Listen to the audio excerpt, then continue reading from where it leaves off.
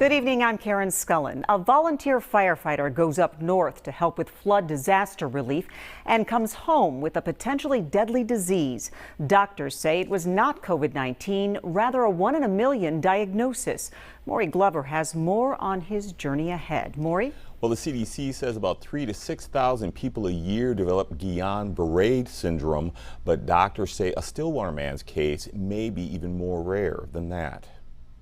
It's everybody's good friend. He'll help anybody out, helps the community. As a volunteer firefighter in Stillwater, Ryan Smith has battled his fair share of blazes.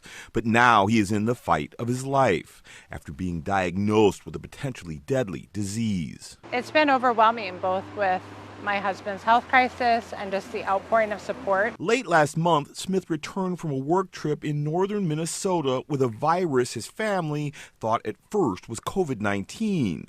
But within days, his headache, sore throat, body aches, and fever turned into paralysis of his face and neck, leaving him unable to breathe, speak, or swallow. Absolutely frightening. I mean, when somebody can't breathe and they can't protect their airway, it's,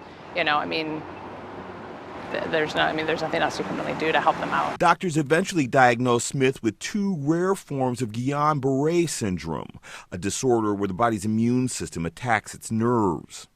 In extreme cases, Guillain-Barre can be fatal, but doctors say 80% can make a full recovery. They maybe see one case of it every 3 years. They don't really ever see both of the syndromes at the same time. His speech therapist in 26 years has never seen this. So, we're just dealing with something that's not very well known. So far, a GoFundMe to help Smith's family with medical expenses, lost wages, and long-term rehab has raised about $25,000 of its $125,000 goal. But it's the show of support from their friends, family, and community that means the most.